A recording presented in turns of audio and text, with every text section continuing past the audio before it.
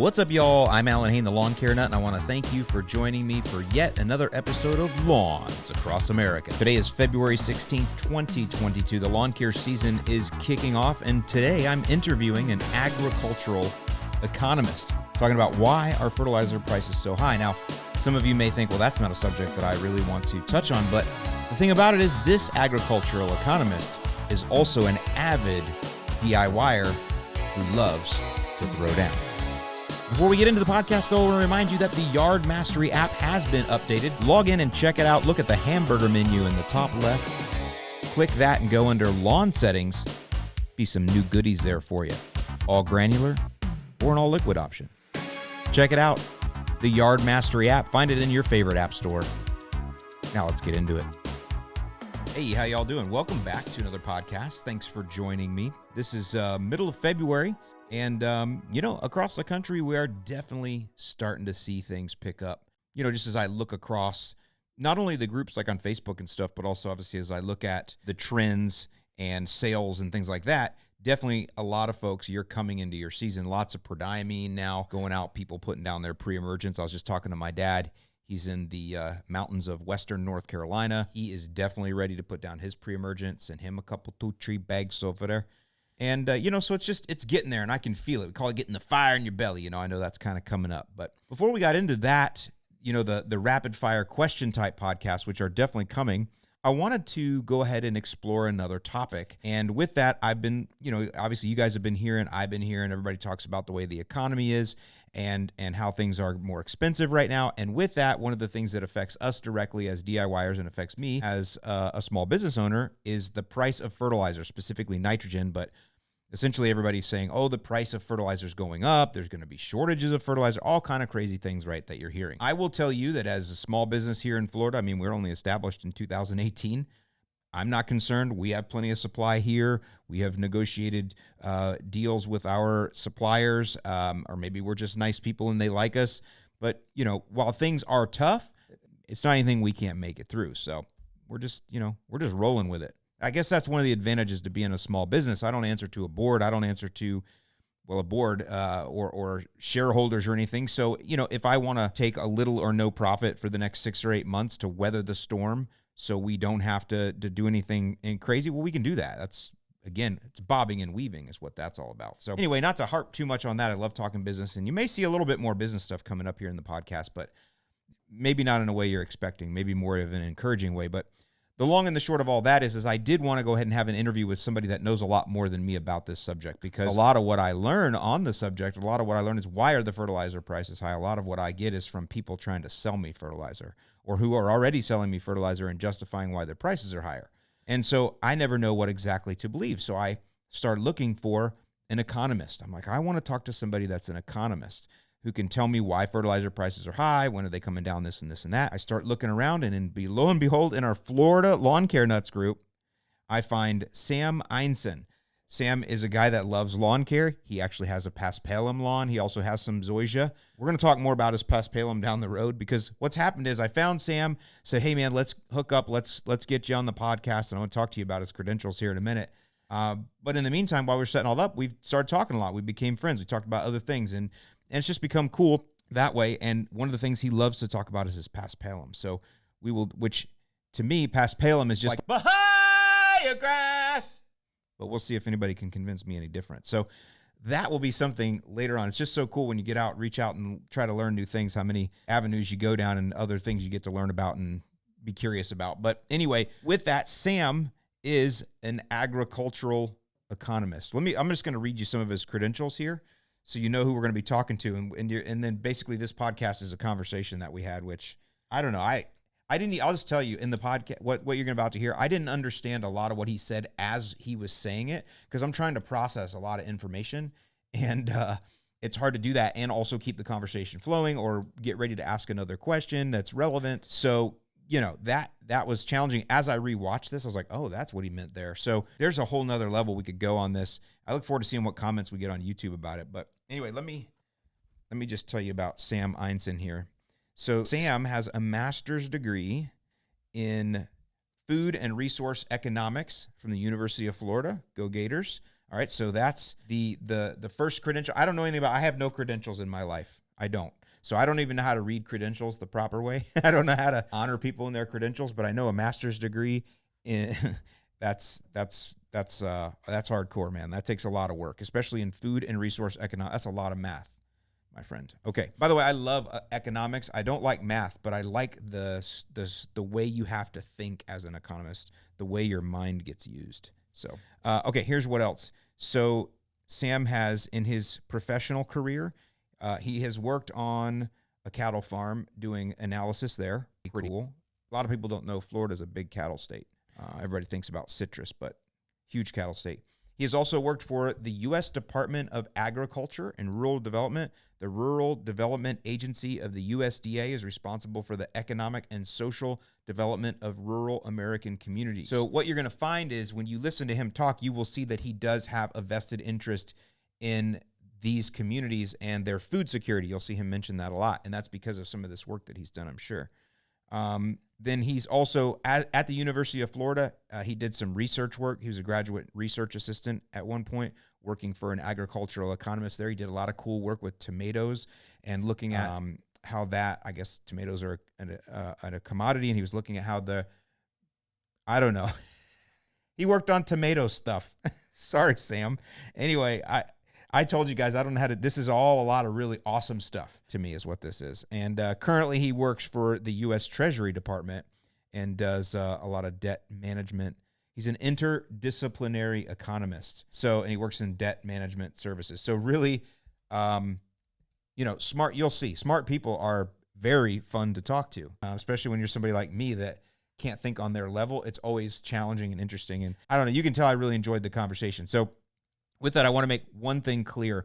Because he works for the government, I just want to say anything Sam says in this this podcast, this is not a reflection on what the government thinks. It's not what the U.S. government says. It's not about his employer, the U.S. None of that.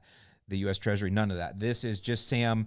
We're just spitballing here, right? We're just talking. He's a guy that pays attention to stuff and is also a DIYer, and so he understands where you and I are coming from. So he's just spitballing in that regard, and I ask him a few questions, and we go at it. And so I really hope you enjoy this interview. I know I did. Let's get into it. All right. Welcome, Sam. Thanks for coming in today.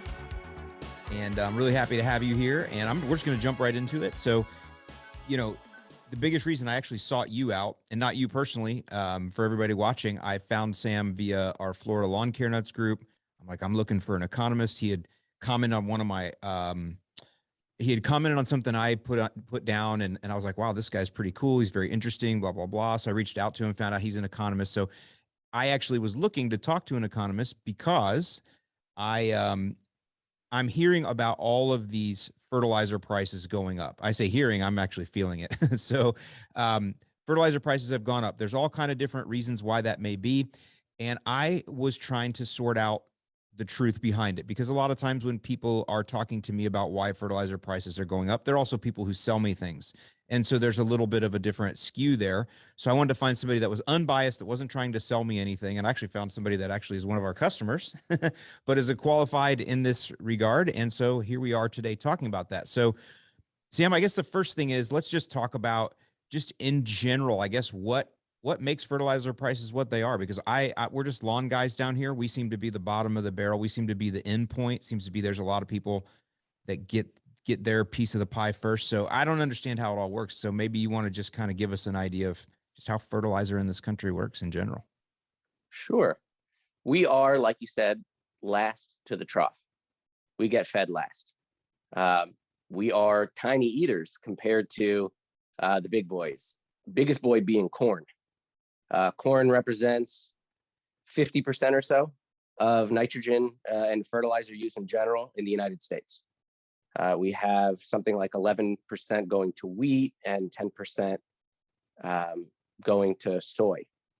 Interestingly, at the same time, the same land is used one way or another by farmers in our country to basically produce that which we are very capable of producing. And that's generally how economics and international trade goes. International trade, and I should go back for a second. What is economics? Economics is the study of the allocation of resources. Okay. And there are people who are in fields that are a little bit more pigeonholed than that, like finance, and they're trading in commodities. And the thing about them is that they're looking at and they're interpreting economic data in order to invest properly. Farmers are looking at these data points, let's say sale of corn, and they're looking to see whether or not they should utilize their land to grow corn, or they should grow wheat, or they should grow soy. Soy is a much more nutrient efficient plant, sort of generally speaking. And in certain cases, it's a nutrient fixer. And there's a lot of benefit to it. Farmers alternate use of it, and there's a lot of cultural practices that go into things. But corn is definitely a guzzler. It's and in certain regards, it's a gas guzzler, because 70 to 90% of the production cost of nitrogen is from fossil fuels. And Right. if that's the case, if we're talking about producing ammoniacal nitrogen and ammonia is the starting point. And we have to turn that into some sort of usable nitrogen. That's the old Fitz-Haber deal. Yes. So lots of high temperature, high pressure, and there's a chemical reaction that draws nitrogen down into ammonium, and then it can be separated further later. And there's liquid ammoniums, and there's dry, and it gets shipped all around the world, and it's a global commodity. And global commodities are shipping here, there, and everywhere. And because it's a globally traded commodity, we are subject to the global price, even though we produce a lot of it ourselves. Case in point, it's very similar to actually the cost of natural gas or other fossil fuels in the United States. We produce a lot of that.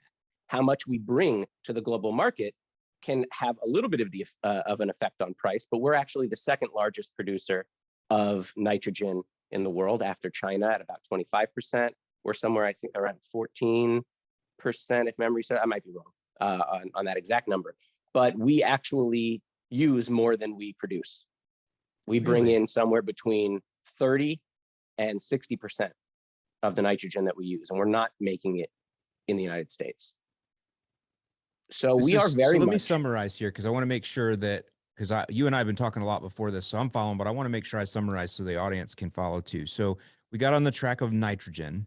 And so nitrogen is by far, out of all the macronutrients, that's the one. It drives the bus, like I always say.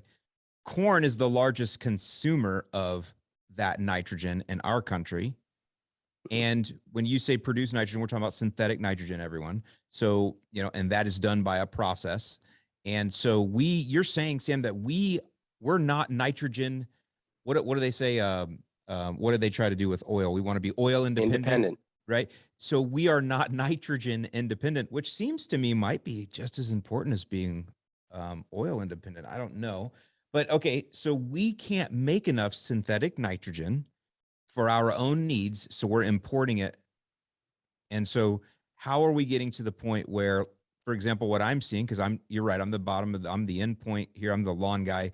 I'm selling to DIYers. I'm probably the lowest of the low, I guess, when it comes to this. Well, we're the lowest of the low, and you're just a step above us, right? Because I'm supplying you, I guess, right? Because but I'm a DIYer too, so we're all there. But my prices have doubled, and I've watched this since last April, because obviously we care about that. We're a small business, so most of my stuff has nitrogen, but overall, there's other elements. It's doubled since April. My actual cost for one bag of fertilizer has doubled. So we've explained how the landscape is as it sits, but what is going on now that's making it so bad? Right. So we talked about the cost of fuel, and if it's representing 70 to 90% of the production cost. Now, that's not the entire cost of getting a bag of fertilizer to you or to us. There's a lot of shipping in there, which is also controlled by fossil fuels. So we're very much fuel dependent on all of this. They're not the only things. There's all sorts of supply chain shortages leading mostly to shipping delays. And actually, I heard a very interesting thing recently, which was farmers in the United States who are deciding, still some of them, whether or not they're going to plant corn or they're going to plant soy. some of them are boasting, I finally got my hands on all of these, on enough nitrogen for the upcoming year, or enough fertilizer for the upcoming year. And the question was, did you take shipment of that? Did you receive actually? Or do you just have a piece of paper that says Right. that you're gonna get it? And most of the time the answer is, I'm gonna get it. Mhm. And so a lot of the farmers who are driving, who are the main users of this, and they're gonna buy it at any cost. Before I answer the real question, I do wanna put out one more important bit of information about economics. What separates agricultural economics from regular economics? Agricultural economics in general, we talk about supply and demand curves, setting prices at certain quantities. Right? Sellers are willing to produce a certain amount at a certain price. People are willing to buy a certain amount at a certain price, and it meets at an equilibrium. Right. But there is the steepness of it has to do with elasticity, right? So something that's very elastic will look like this, which means you're going to see huge swings in the amount of something that's being bought or produced, depending on how elastic a good way to explain elasticity would be, I could take it or leave it at a certain price. I'm willing to walk away from it. I'll buy 5 of them if they're $10.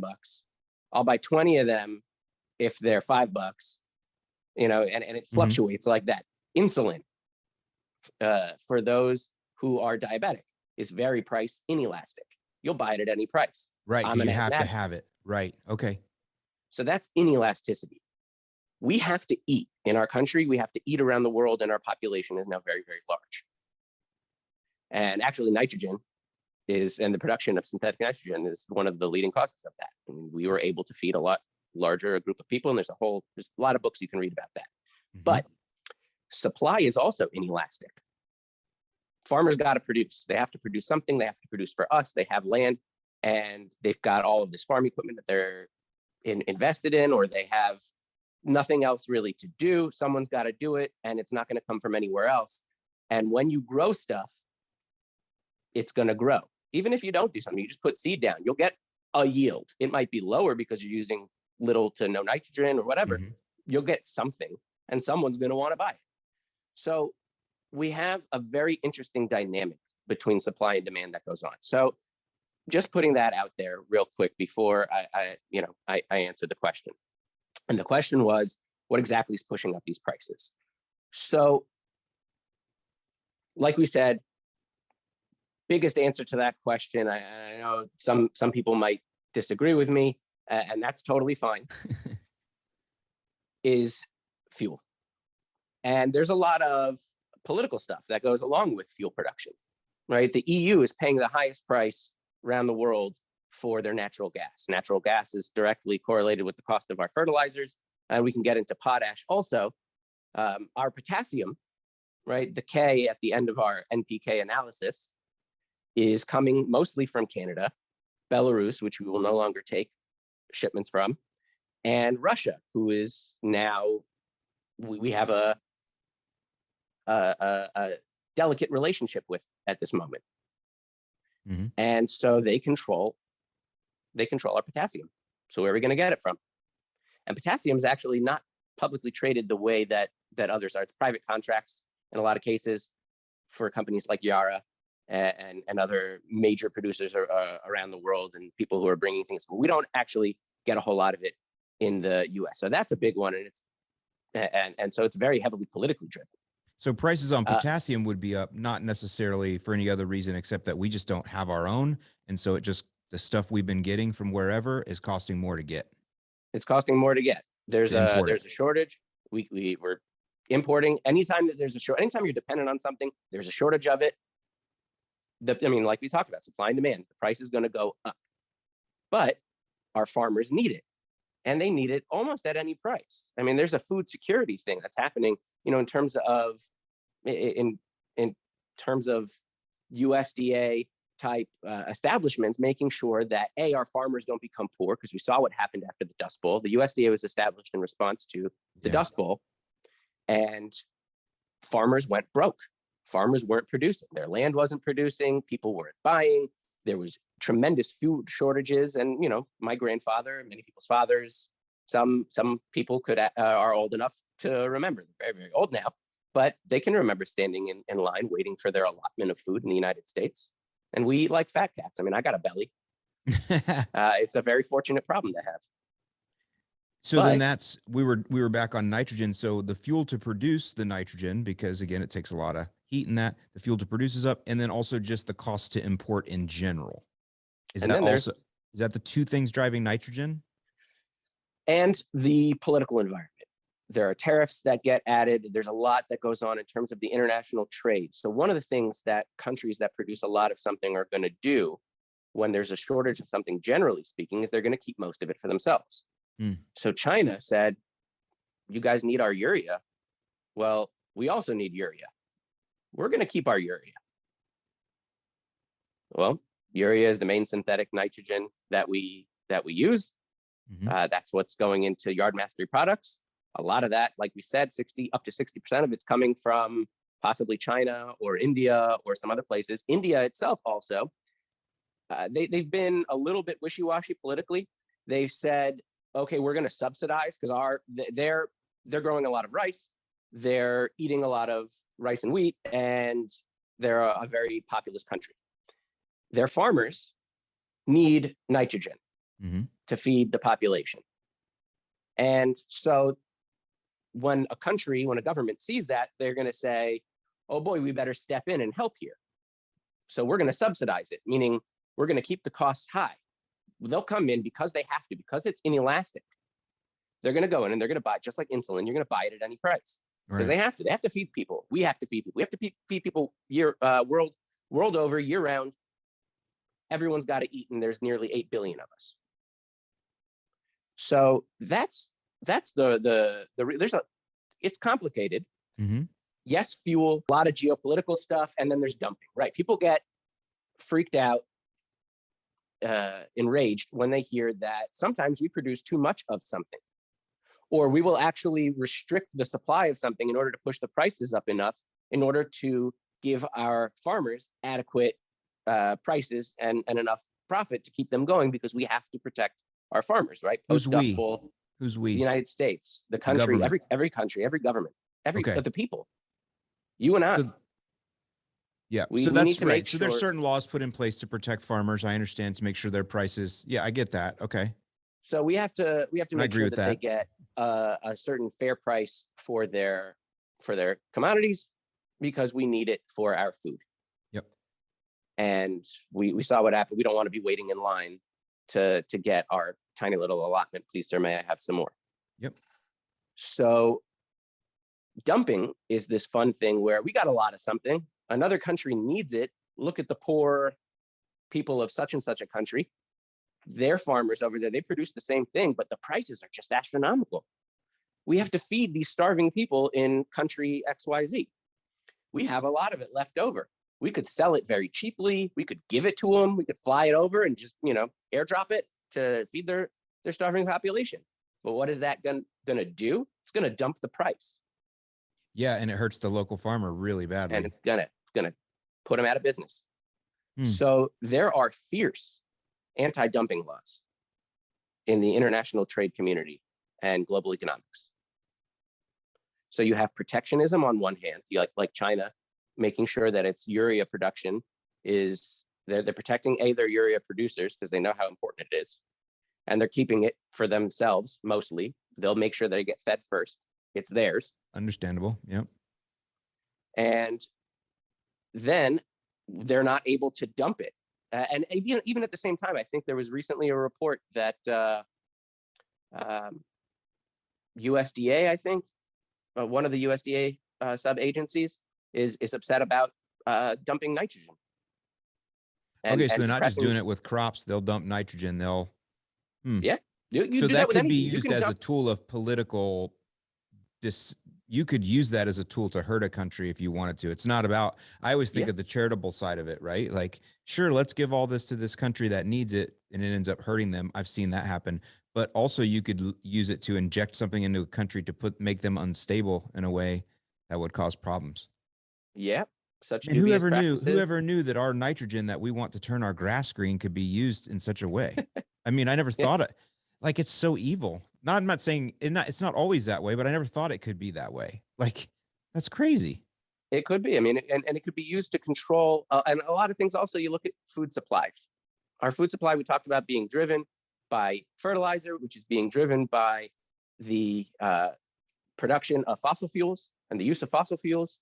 So that's a very political issue.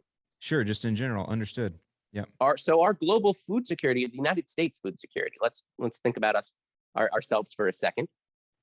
We are sort of subject to a lot of the geopolitical stuff that happens around fossil fuels and the trade and usage of fossil fuels everywhere. And people mostly think about it at the pump. People feel it at the pump. You're going to feel it on your plate, not just because it costs a lot to ship it to your grocery store, and then you have to pay a lot in gas to go get it from the grocery store, but growing it not here, growing it elsewhere. Avocados in Mexico, they have to pay a lot for it's a globally traded commodity. So they're paying a lot for it too. Their farmers are worried about fertilizer prices just like we are. And so there's a lot of to think about in terms of food safety, food security, to make sure we all have what to eat. So where we're at, I still want to understand. So we're they keep saying we're in unprecedented times. Fine. Okay, I get it. And we've talked about why we're there, but now I'm hearing from people I talk to, they say that this problem with this high fertilizer price, and again, I'm talking about me, but just as we know, this affects everything. They said that there should be some relief come the middle of the year. So that means they're projecting out, these analysts you talk about that look at these things. What is it they're seeing? Or maybe you disagree with them.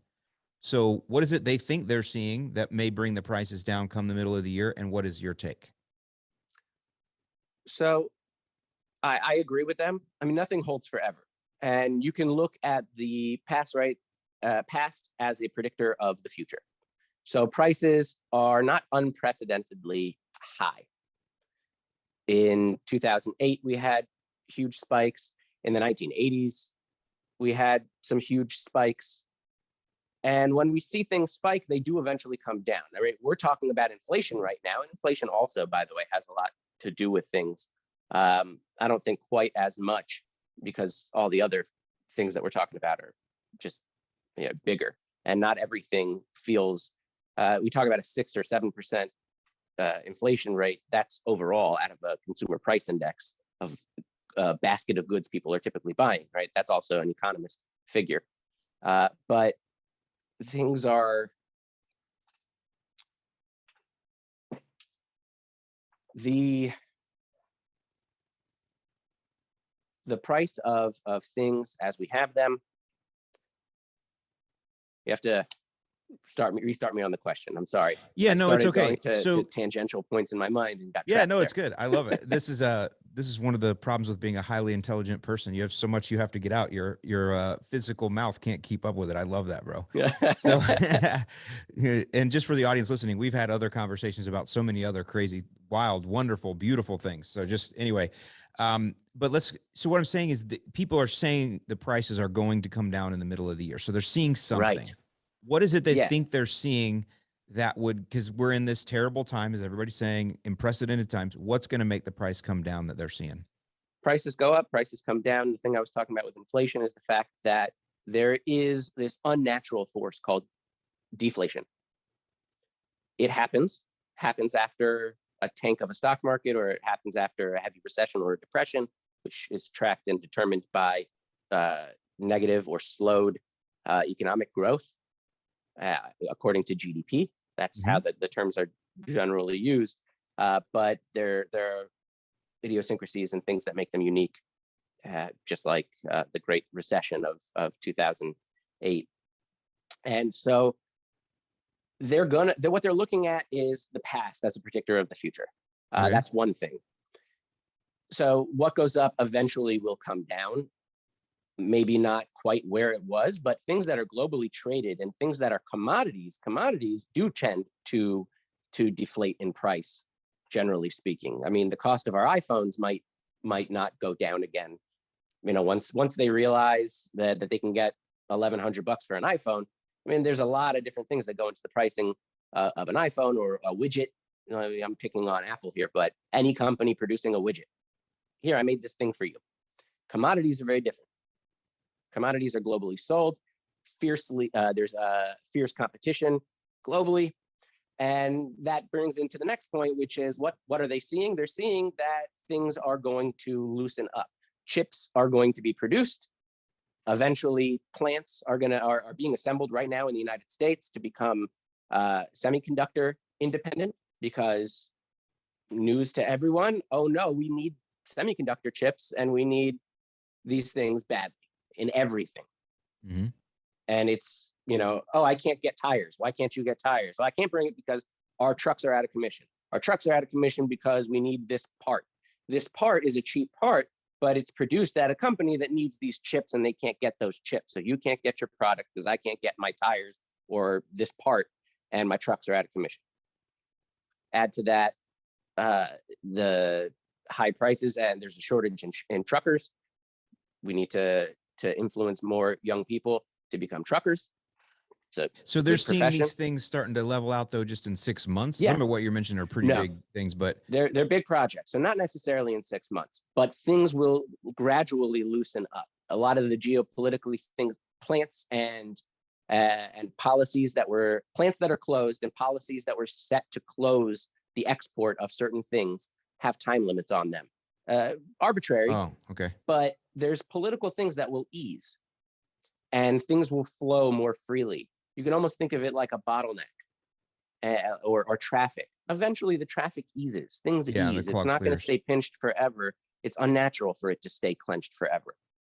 So as things ease, the prices will come down, because like we talked about, I mean, the price of fuel, they're going to start producing more more barrels of oil, millions more barrels of oil. Okay, that's one thing that we can do. We can start producing green nitrogen from green ammonium. I mean, it's much more expensive at this moment, even compared to our current fertilizer nitrogen prices. But we can actually use a fossil fuel-free way of producing even urea. I mean, and there are other fun things we could do similar to Milorganite. And I know you and I had a little chat about this, but human urine was used for a very long time. We always think of compost as, being animal excrement, and we're leaving it out to rot in the sun with some other organic matter, sticks, leaves, twigs, whatever. And we can use that to go ahead and fertilize our crops. And that is what happened, and the world was driven by global economy. Actually,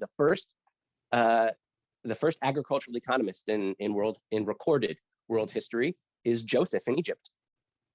Really? Yeah. Joseph in Egypt was an agricultural economist talking about the food security of Egypt and how Egypt can position itself as the supplier of food for the entire world during a tremendous famine. Huh. And he came up with a whole system where people are going to come in and people are going to have to stay in order to further boost the economy. Because if you wanted to take it out, he also had this thing where he wanted to make sure that his brothers came so he could fulfill the prophecy of the 11 stars, right? And the stalks of wheat bowing to his stalk of wheat, right? So it gets a little bit religious, and I don't want to get off topic here. But the general idea is that he had a whole lot of really good ideas about what to do for the whole world, because there was this big famine. Most of the world lived in that region at that time. So it sort of was the whole world. Mm-hmm. And Egypt was the boss of the whole world at that time. And he became, second in command because he had great agricultural economics acumen, supported by the one above. So he was the first one. So getting back to things ease. It's natural for things to ease, and when they do, so the prices will ease. And there are other things that we can do to bring in alternatives, like using compost, and the price of compost has risen up. There is a secondary reaction, a shock of the demand curve to the compost and organic side of things. So yep, I've seen that. Milorganite's going to go up in price simply because more people want to buy it, and we talked about. Okay, well, depending on how price elastic or inelastic you may be, you're willing to buy more or less at a certain price. The wealthier you are, And the more you care about your lawn, hey, I got a lot of money and I care about my lawn, I'll buy it at any price. And there are those guys who say, I've got the most beautiful lawn on the block and I fertilize one time a year with the magic of Milorganite. Well, I see the other thing I've heard, and you may know this term that I don't know, but it's the terminology where the Snickers bar used to be 16 ounces and now it looks the same and costs the same, but now it's only 14 ounces, whatever they call that shrinkage deal. I've heard, and I won't say any names, but there are some larger companies that deal in DIY, which there ain't many, that are changing from a 5,000 to a 4,000 square foot coverage bag. I don't know if that's true, but that's also a way that something that you see starting to happen in these times, right? Well, it's a legitimate, let's think about that for a second, because that's a legitimate business practice. I mean, it seems dubious, but they have to consider what's the average size. Some people have acreage.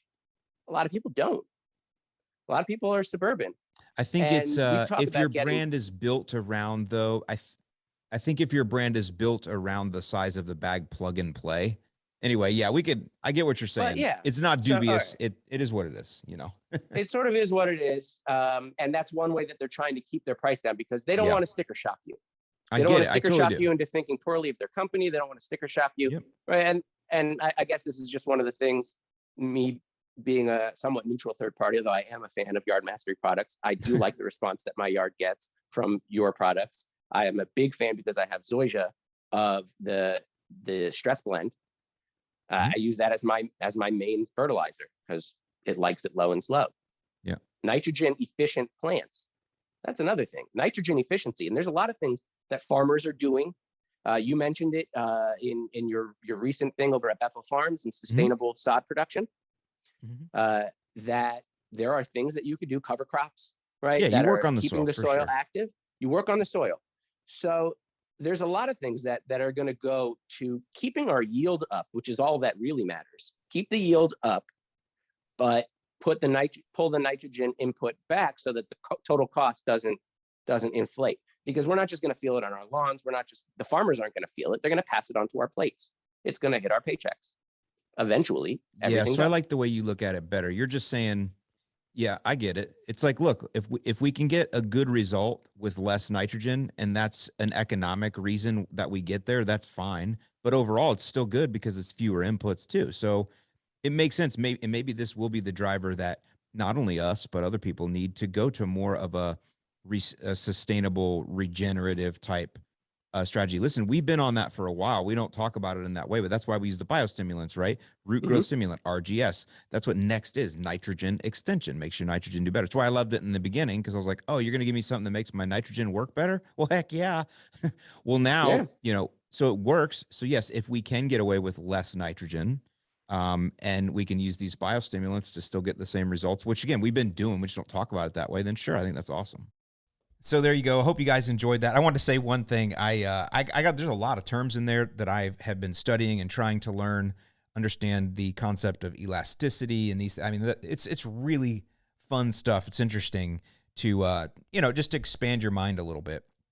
But one thing I want to say is I missed a golden opportunity for an awesome joke when he said that Joseph was the very first agricultural economist. I should have said, that's funny. I thought he was the very first male runway model. The coat, the many colors, the Technicolor dream coat. Yeah. All right. Well, I hope that the rest of you guys have, the rest of you that didn't laugh at my joke, I hope you all have a great rest of your week. Hope you enjoyed this podcast. Got a lot more coming up. Actually a podcast coming up where I interviewed a young man that has started an all-electric lawn service, and he's got a lot of really good information that he is willing to share about his experience. And I'm going to tell you this. We talk a lot about the fact that there's a lot of really good residential equipment out there, and how does that translate into his professional business? I think you'll be surprised at what he says. So make sure you subscribe wherever you are. Share this podcast. I really appreciate that. Lawns Across America. Once again, I hope wherever you are, the sun is shining on you, and warm and sunny days are ahead, and soon you'll be enjoying the mow. I'll see you on the lawn.